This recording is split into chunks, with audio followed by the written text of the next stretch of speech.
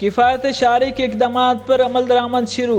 वफाकी हुकूमत की जानिब से किफ़ायत शारी के इक़दामात पर अमल दरामद की निगरानी के लिए कायम मॉनिटरिंग कमेटी को बताया गया है कि तमाम वजारतों डिवीजन ने किफ़ायत शारी के इक़दाम पर अमल दरामद शुरू कर दिया है। कबीना अरकान की अक्सरियत ने गाड़ियाँ वापस कर दी हैं।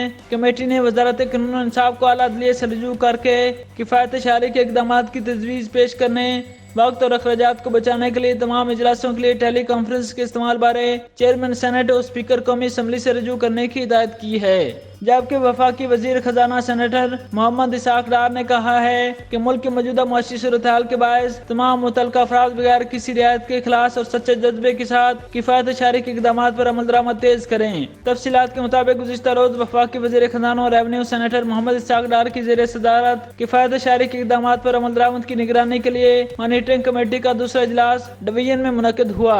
वजीर बराए वफाकी तलीम और पेशवराना तरबियत राना तनवीर हुसैन, वफाकी वजीर कानून और इंसाफ आसम नज़ीर तारड़, वफाकी सेक्रेटरीज और सीनियर अफसरान ने शिरकत की। इजलास में लग्जरी गाड़ियों के इस्तेमाल की सूरत हाल पर अपडेट किया गया और बताया गया कि मुख्तस की गई गाड़ियों की अक्सरियत कबीना के अरकान ने वापस कर दी है। इजलास में बकिया लग्जरी गाड़ियों की अदम वापसी पर तहफ़्फ़ुज़ात का इजहार किया गया और कबीना डिवीजन को फैसले पर सख्ती से अमल दरामद और लग्जरी गाड़ियाँ 3 दिन में वापस करने की हिदायत की गई। इजलास में सिक्योरिटी गाड़ियों के इस्तेमाल से दस्तबरदारी पर भी गौर किया गया और इस फैसले को नाफिज करने का फैसला किया गया।